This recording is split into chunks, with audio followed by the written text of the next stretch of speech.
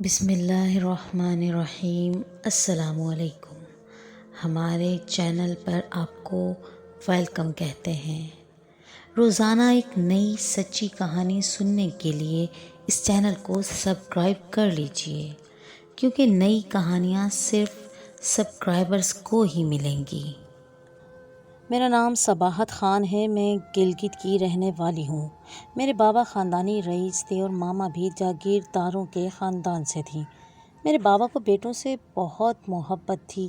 انہیں شروع سے ہی بیٹیاں بہت پسند تھیں، اسی لیے انہیں ایک زمیندار ہونے کے باوجود بیٹے کے نہ ہونے کا کوئی افسوس نہیں تھا۔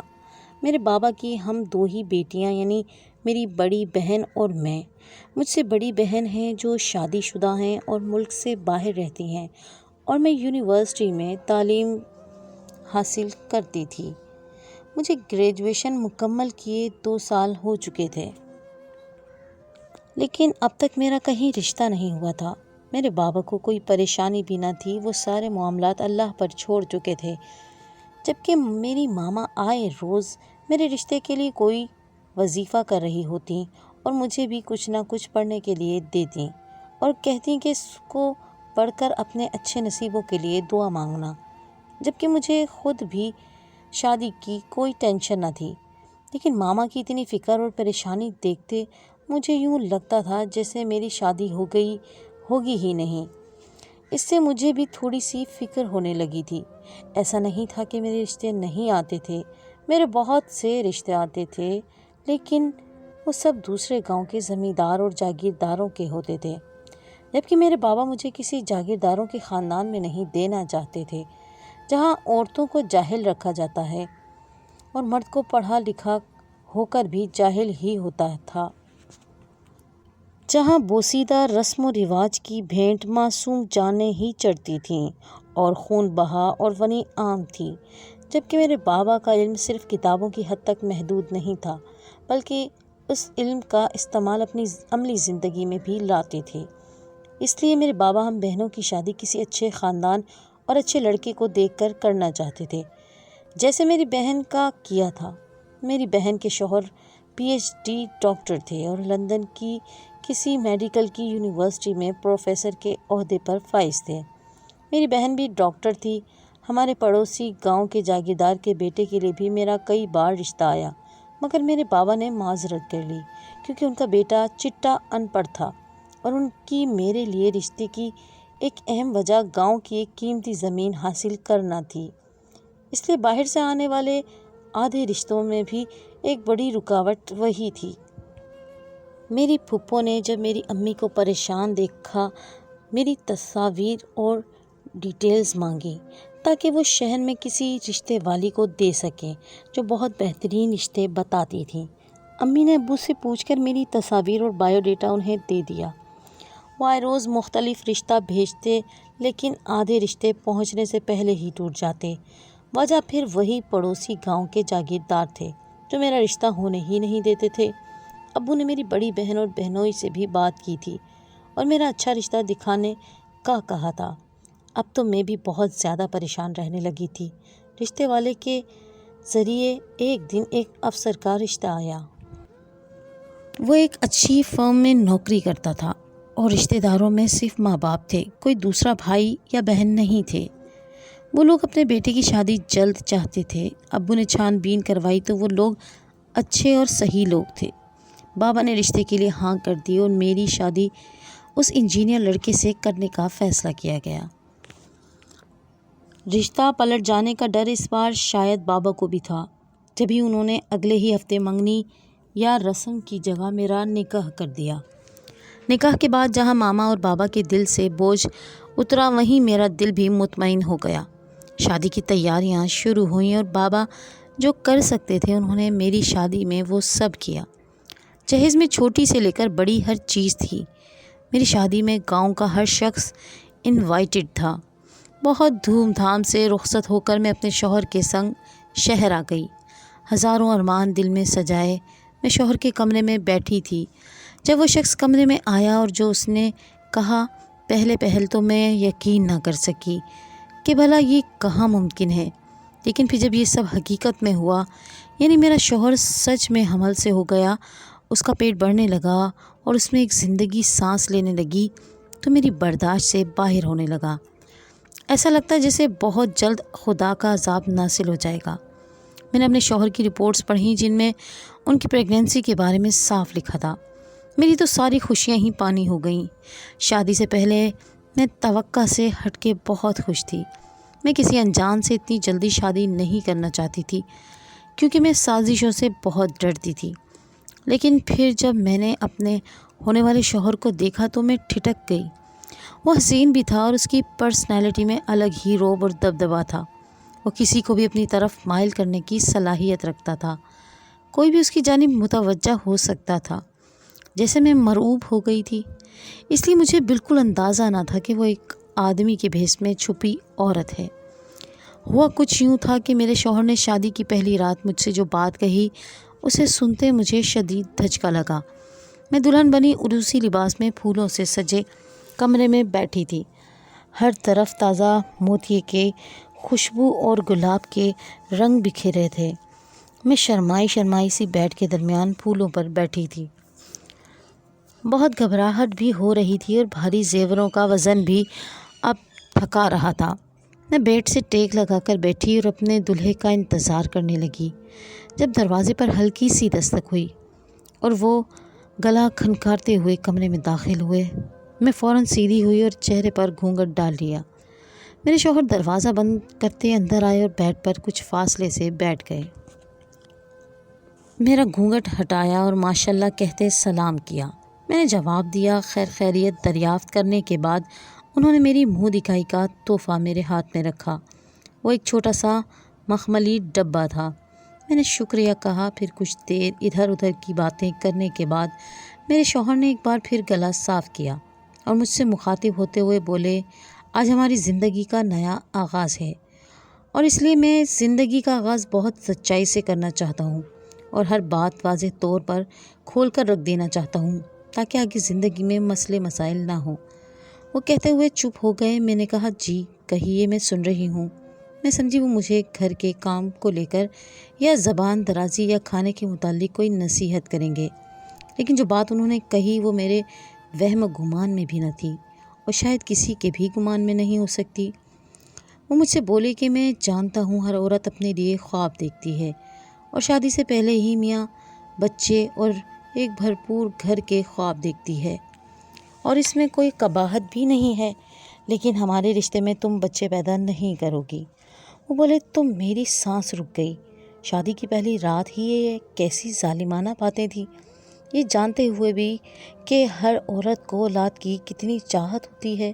میں نے کہا، یہ آپ کیا کہہ رہے ہیں؟ اولاد کے بغیر تو زندگی ادھوری ہوتی ہے۔ میاں بیوی کے رشتے کو مکمل اور خوبصورت بناتی ہی اولاد ہے اور یہ اللہ کی نعمت ہے اور کفران نعمت شرک ہے۔ میں بہت ڈر گئی تھی۔ میرے دل کی کیفیت اچانک بجھی سی ہو گئی تھی۔ ہر چیز سے دل اچاٹ ہو گیا تھا۔ تبھی میرے شوہر دوبارہ بولے، میں کب کفران نعمت کر رہا ہوں؟ میں کب کہہ رہا ہوں کہ ہم بے اولاد ہی رہیں گے؟ ہمارے بچے ہوں گے اور ضرور ہوں گے۔ وہ بولے تو میرے دل کو دلاسا ہوا۔ میں نے کہا، ابھی تو آپ نے کہا ہے کہ میں بچے نہیں پیدا کروں گی۔ میرے پوچھنے پر وہ مسکرائے اور بولے، ہاں تم بچے پیدا نہیں کرو گی، لیکن پھر بھی ہماری اولاد ہوگی۔ میں بچے پیدا کروں گا۔ ان کی بات سنتے مجھے کئی لمحے اپنی سماعتوں پر یقین نہ ہوا۔ میں سمجھی میں نے کچھ غلط سنا ہے۔ میں نے پوچھا، آپ نے کیا کہا ہے؟ تو وہ بولے، میں نے وہی کہا ہے جو تم نے سنا ہے۔ تم نہیں، میں بچے پیدا کروں گا۔ ان کی بات پر میں سن رہ گئی۔ بھلا یہ کیسے ممکن تھا کہ مرد بچے پیدا کرتا؟ بچے پیدا کرنا تو قدرت نے عورت کے جسم سے رکھا تھا۔ اگلے لمحے ہی دلہن کی شرم و حیا اور جھجک سب بھولے کمرے میں میرا کہکا گونجا اور میں ہنستی چلی گئی۔ میں نے کہا، آپ کا مذاق بہت اچھا ہے۔ وہ کہنے لگے کہ میں سچ کہہ رہا ہوں، مگر میں ابھی بھی سمجھی وہ مجھ سے مذاق ہی کر رہے ہیں۔ میں نے ہنس کر ان کی بات ہوا میں اڑا دی۔ دن یوں ہی گزرنے لگے۔ ہم ہنسی خوشی رہ رہے تھے۔ میرے شوہر عادتاً بہت اچھے تھے، محبت کرنے والے اور خیال رکھنے والے، جبکہ انہوں نے ابھی ازدواجی زندگی شروع کرنے سے منع کر دیا تھا۔ کہ ابھی ہم ایک دوسرے کو جان لیں، سمجھ لیں، پھر نئی زندگی کا آغاز کریں گے۔ اور مجھے بھی اس بات پر کوئی اعتراض نہ تھا۔ دن تیزی سے گزرنے لگے، سب ٹھیک چل رہا تھا۔ ہمارے درمیان کافی حد تک انڈرسٹینڈنگ ہو چکی تھی، لیکن پھر اچانک میرے شوہر کا پیٹ بڑھنے لگا۔ ان کے کپڑے انہیں ٹائٹ ہونے لگے۔ مجھے ان کے جسم کا یوں اچانک بڑھنا بہت عجیب لگا، مگر جب وہ مٹھائی لے کر آئے اور میرا منہ میٹھا کروایا اور میں نے وجہ پوچھی تو بولے خوشخبری ہے۔ میں سمجھ نہ سکی کہ وہ کس خوشخبری کی بات کر رہے تھے۔ میں نے پوچھا کیسی خوشخبری؟ تو انہوں نے میرا ہاتھ اپنے پیٹ پر رکھ دیا اور بولے ابھی ہماری فیملی مکمل ہونے والی ہے، میرے پیٹ میں ہمارا بچہ ہے، ہم ماں باپ بننے والے ہیں۔ میں نے بے یقینی سے انہیں دیکھتے ان کے پیٹ سے ہاتھ پیچھے کھینچ لیا اور صدمے سے انہیں دیکھنے لگی۔ میں نے ان سے کہا آپ جھوٹ کہہ رہے ہیں نا، ایسا ناممکن ہے۔ تو انہوں نے میڈیکل رپورٹ میرے سامنے رکھ دی جس میں صاف صاف لکھا تھا کہ وہ حمل سے ہیں۔ میں نے یقین نہ کیا اور انہیں بھی جھوٹا کہا اور ان رپورٹس کو بھی۔ تو انہوں نے میرا ہاتھ تھاما اور مجھے اپنے ساتھ ہسپتال لے کر گئے۔ وہاں ان کا چیک اپ ہوا تو ڈاکٹر نے یہی کہا کہ وہ حمل سے ہیں، جبکہ یہ سب کچھ میری سمجھ سے بالا تر تھا۔ میں کچھ بھی سمجھ نہیں پا رہی تھی۔ میں واپس گھر آ گئی۔ میرے شوہر بہت خوش تھے، جبکہ میں شش و پنج میں مبتلا تھی کہ کیا کروں، کیونکہ یہ بات نہ ہی قابل یقین تھی نہ ہی قابل برداشت۔ میں بالکل خاموش ہو گئی تھی، کچھ سمجھ ہی نہیں آ رہا تھا کہ کیا کروں، اور بس ان سب میں میرا دل چاہ رہا تھا کہ کہیں دور بھاگ جاؤں یا یہ ایک ڈراؤنا خواب ہو اور میں صبح اٹھوں تو سب نارمل ہو، پر کبھی کبھی ویسا نہیں ہوتا جیسا انسان سوچتا ہے۔ میرے شوہر کا پیٹ دن بدن بڑھ رہا تھا اور وہ بچے کو جنم دینے والے تھے۔ اگر یہ بات معاشرے سے بھی چھپائی جاتی میں تب بھی خود بھی برداشت نہیں کر سکتی تھی۔ میں نے فیصلہ کیا کہ میں اپنے شوہر سے خلا لے لوں گی، کیونکہ وہ تو خود عورت بننا چاہتے تھے، اور دو عورتیں بھلا میاں بیوی کے رشتے سے کیسے رہ سکتی تھیں۔ میں اگلے دن ہی اپنے شوہر کو بنا بتائے اپنے میکے چلے گئی۔ پہلے تو مجھے سمجھ ہی نہیں آیا میں کیا بتاؤں اپنی ماما کو، اس لیے میں نے جھوٹ بول دیا کہ میں رہنے آئی ہوں۔ ماما بھی خوش ہو گئیں۔ ماما نے میرے شوہر کا پوچھا تو میں نے ٹال دیا۔ مجھے یہ بھی ڈر تھا کہ کہیں میرے شوہر یہاں فون نہ کر دیں اور یہ نہ کہہ دیں کہ میں بنا بتائے آئی ہوں، کیونکہ ماما کو اعتماد میں لینے اور انہیں حقیقت بتانے میں مجھے تھوڑا وقت لگتا، جبکہ میرے شوہر نے ایک بار بھی فون نہ کیا۔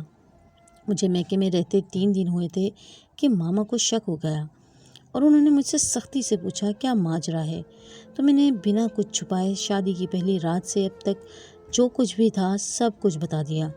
میری ماما نے خلا کی بات پر میرے منہ پر تھپڑ ہی دے مارا اور کہا کہ یہ کوئی وجہ نہیں ہے، ایسا ممکن ہی نہیں ہے، اور مجھے واپس گھر بھیج دیا۔ میں حیرت و صدمے سے گنگ رہ گئی کہ میری ماما کو کیا مجھ پر بالکل یقین نہیں ہے جو وہ مجھے گھر بسانے کی تلقین کر رہی ہیں، اور میں ان کو سچی ہی نہیں لگتی۔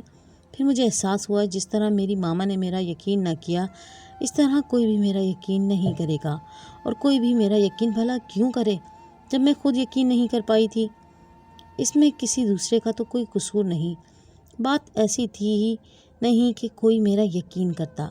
اپنے آپ کو سچا ثابت کرنے کے لیے مجھے ثبوت چاہیے تھا، کسی اور کے سامنے تو مجھے خود کو سچا ثابت نہیں کرنا تھا، نہ ہی مجھے اس سے فرق پڑتا تھا کہ کوئی میرے متعلق کیا سوچتا ہے، لیکن اپنے ماں باپ کو ثبوت دکھانا تھا تاکہ ان کے دل میں میرے لیے کوئی منفی سوال نہ آئے اور وہ میرا سہارا اور ڈھال بنے۔ میں نے سوچا میں اپنے شوہر کے خلاف ثبوت اور رپورٹس چرا کر واپس میکے آ جاؤں گی اور پھر پہلی فرصت میں طلاق لے لوں گی۔ اس لیے میں نے فیصلہ کیا کہ اب میں ثبوت لے کر ہی ماما کے پاس جاؤں گی اور انہیں ثبوت دکھاؤں گی کہ حقیقت یہ ہے۔ میں اپنے گھر پہنچی مگر ابھی دروازہ بجانے لگی تھی کہ پتہ چلا دروازہ پہلے سے کھلا تھا۔ میں نے اپنے موبائل کی ویڈیو آن کی تاکہ میرے شوہر کا حمل ریکارڈ کر سکوں، اور دوسرے کمرے کا ہلکا سا دروازہ کھولا جہاں سے آواز آ رہی تھی۔ میں جھری میں سے ویڈیو بنانے لگی، لیکن اس ویڈیو میں جو میں نے دیکھا اسے دیکھتے ہی میرے پیروں تلے سے زمین نکل گئی، گویا میرے سر پر پورا آسمان ٹوٹ پڑا۔ لیکن میں نے جیسے ہی ویڈیو بنانا شروع کی اور جو موبائل میں دیکھا اور سنا اس سے تو خود میں ہی پتھر کی ہو کر رہ گئی تھی۔ میں فوراً ویڈیو روک کر گھر سے باہر نکل گئی اور سیدھے روڈ پر بغیر راستے کا تعین کیے چلتی گئی۔ میری آنکھوں سے آنسوؤں کے ریلے بہہ رہے تھے۔ دل و جان میں تکلیف کی لہریں اٹھ رہی تھیں۔ نہ دل اس حقیقت پر یقین کرنے پر آمادہ تھا، نہ ہی دماغ۔ پہلی بار دونوں ایک ساتھ ایک ہی بات کہہ رہے تھے کہ ایسا نہیں ہو سکتا۔ میرے جذبات کرچی کرچی ہو کر ٹکڑوں میں تقسیم ہو چکے تھے۔ چلتے چلتے نہ جانے میں کہاں نکل آئی تھی۔ سڑک سنسان ہو چکی تھی اور میں چلتی ہی جا رہی تھی۔ دل میں الگ حشر برپا تھا۔ بھلا کبھی زندگی کا اتنا تلخ چہرہ دیکھا تھا جتنا اب شادی کے بعد ان چند مہینوں میں دیکھ لیا تھا۔ میرا دل درد سے پھٹنے لگا۔ میں وہیں زمین پر بیٹھی زاروں قطار رونے لگی اور روتی چلی گئی۔ اس سنسان سڑک پر صرف میری آہیں اور سسکیاں گونج رہی تھیں۔ مجھے شدت سے اپنے بابا کی یاد آئی، جنہوں نے کبھی میری آنکھوں سے آنسو نہ گرنے دیا تھا، لیکن اب جیسے زندگی میں رونا ہی لکھا تھا۔ نہ جانے کتنی دیر گزری تھی کہ میں اٹھی اور چاروں طرف دیکھا۔ رات کے سائے اپنے پر پھیلا چکے تھے، اندھیرا ہر سو پھیل چکا تھا۔ مجھے اچانک ڈر لگنے لگا۔ میں نے موبائل کی ٹارچ جلائی اور جس راستے سے آئی تھی اسی راستے پر بھاگنے لگی۔ بہت طویل مسافت طے کرنے کے بعد میں گھر پہنچی تو باہر سے تالا لگا تھا۔ میں نے پاس رکھے پودے کے گملے کے نیچے سے گھر کی چابی نکالی اور تالا کھول کر گھر میں داخل ہو گئی۔ پھر میں اپنے کمرے میں گئی۔ میرا کمرہ ویسا ہی تھا جیسے میں چھوڑ کر گئی تھی۔ میں نے اپنے کپڑے نکالے اور فریش ہونے لگی۔ فریش ہونے کے بعد کچن میں آ کر کھانا بنانے لگی۔ کھانا بناتے بناتے میرا ذہن سارے تانے بانے بننے لگا۔ شادی کے دوسرے دن ہی میں نے دیکھا تھا کہ میری ساس اور سسر ہمارے ساتھ نہیں تھے۔ میں نے اپنے شوہر سے پوچھا کہ وہ کہاں ہیں تو میرے شوہر نے کہا کہ وہ گاؤں چلے گئے ہیں، وہ وہیں رہتے ہیں اور میں شہر میں اکیلا رہتا ہوں۔ میں خاموش ہو گئی، جبکہ مجھے عجیب بھی لگا تھا کہ نئی دلہن کو چھوڑ کر چلے گئے۔ لیکن خیر، عجیب تو اور بھی بہت کچھ ہوا تھا۔ میں نے کچن میں کھانا بنایا اور باہر لاؤنج میں آ کر ٹی وی دیکھنے لگ گئی۔ پھر اچانک کسی خیال کے تحت میں مسکرائی اور سرپرائز دینے کا پلان کینسل کر دیا۔ شوہر کو فون ملایا جو تیسری بیل پر ہی اٹھا لیا گیا۔ میں نے ان سے کہا کہ میں گھر واپس آ گئی ہوں اور کھانے پر آپ کی منتظر ہوں۔ دوسری طرف بنا کچھ کہے فون کاٹ دیا گیا۔ کچھ دیر بعد میرا شوہر اپنا بڑھا ہوا پیٹ لیے کمرے میں داخل ہوا۔ وہ مجھے حیرت سے دیکھ رہا تھا۔ اس کی آنکھوں میں کئی سوال تھے جو میں نے بخوبی پڑھے تھے۔ وہ اپنی حیرت چھپائے مجھ سے پوچھنے لگا، تم واپس آ گئی ہو؟ میں نے کہا ہاں، آپ نے مجھے فون تک نہ کیا تو میں خود ہی آ گئی۔ میرے جواب پر وہ میرے سامنے بیٹھا اور بولا، ایسا بالکل نہیں ہے۔ میں سمجھا شاید میری حقیقت جاننے کے بعد تم اب مزید میرے ساتھ رہنا نہیں چاہتی تھی۔ وہ بولا تو میں مسکرائی اور بولی، ہاں، میں پہلے نہیں رہنا چاہتی تھی پر اب رہنا چاہتی ہوں۔ مجھے احساس ہو گیا ہے کہ کوئی بھی انسان مکمل نہیں ہوتا۔ جب عورت ماں بنتی ہے تو اس کا شوہر اس کے درد کا ساتھی بنتا ہے۔ تو اگر شوہر بچہ پیدا کر رہا ہے تو بیوی کو بھی اس کا ساتھ دینا چاہیے اور اس کا خیال رکھنا چاہیے۔ ایک طرح سے دیکھا جائے تو اولاد آپ کے جسم سے پیدا ہوگی یا میرے جسم سے ہوگی تو ہماری ہی اولاد، اور اپنی اولاد کو کوئی کیسے چھوڑ سکتا ہے؟ اور یہ تو زیادہ خوشی کی بات ہے کہ مجھے بنا تکلیف کی اولاد ملے گی۔ میں نے یہ سب کہا تو میرے شوہر کا رنگ بدل گیا۔ وہ حیرت و صدمے سے گنگ مجھے دیکھنے لگا۔ پھر لڑکھڑاتے لہجے میں پوچھا، تم واقعی سچ کہہ رہی ہو؟ وہ مجھ سے گھبرا رہا تھا۔ میں نے کہا 100% سچ کہہ رہی ہوں اور آپ کا بھرپور ساتھ بھی دوں گی۔ میری باتوں اور ارادوں پر میرے شوہر کا رنگ سفید ہو گیا۔ وہ خاموش ہو گیا۔ دن ایک بار پھر خاموشی سے گزرنے لگے۔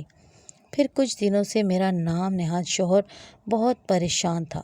وہ بالکل خاموش رہتا تھا مگر میں اس کا بہت خیال رکھتی، اسے وقتاً فوقتاً کھانے پینے کو کچھ نہ کچھ دیتی رہتی اور بھاری چیزیں اٹھانے سے منع کرتی تو وہ سخت چڑچڑا ہونے لگتا اور مجھے جھڑک دیتا۔ میں بھی خاموش ہو جاتی۔ دن یوں ہی گزرنے لگے اور ساتھ ساتھ میرے شوہر کی پریشانی بھی۔ اس نے اپنا کمرہ تبدیل کر لیا اور مجھ سے الگ رہنے لگا۔ میں نے بھی کچھ نہ کیا۔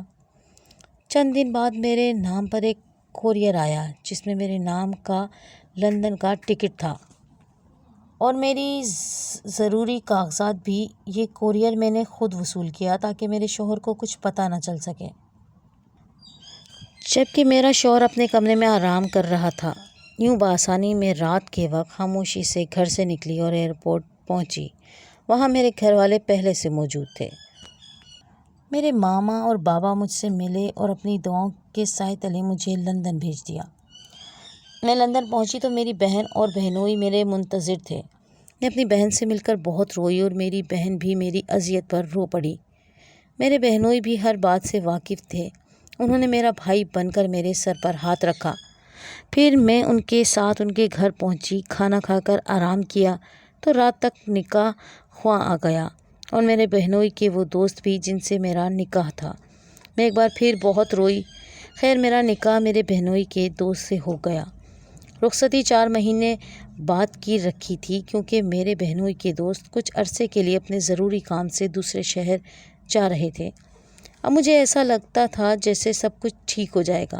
میں اپنے بہن اور بہنوئی سے باتیں کرتی رہی، فون پر ماما اور بابا سے بات کر کے انہیں مطمئن کیا اور رات کا کھانا کھا کر اپنے کمرے میں آ گئی۔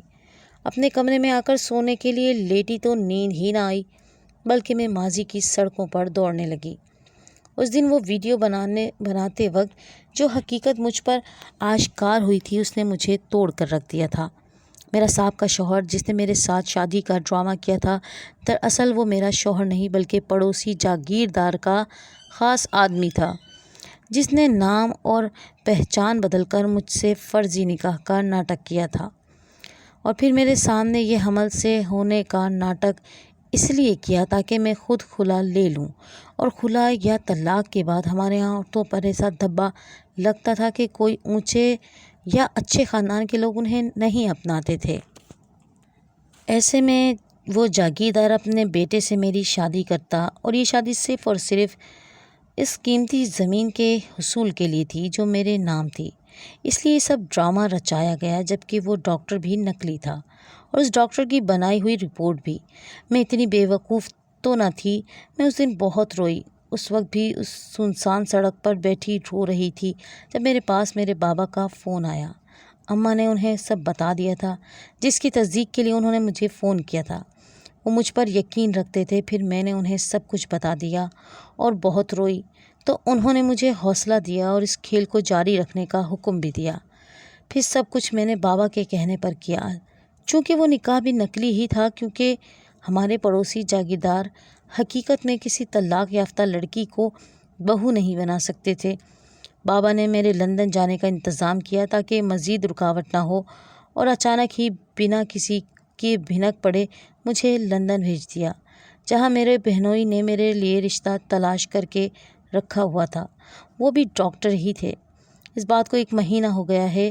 وہ جاگیردار زمین کے لیے بہت چٹپٹایا پر اس زمین کو حاصل نہ کر سکا، اور اب میرے گھر والے بہت مطمئن اور پرسکون ہیں۔ پیارے لوگوں، کسی پر اندھا اعتبار نہ کریں۔ اگر اپنے گرد کسی انسان کو یا کوئی غیر معمولی کچھ عجب محسوس کریں تو اس کی تصدیق کریں اور وقت پر دماغ کا استعمال کریں، نہ کہ جذبات اور غصے سے خود کو کوئی نقصان پہنچائیں۔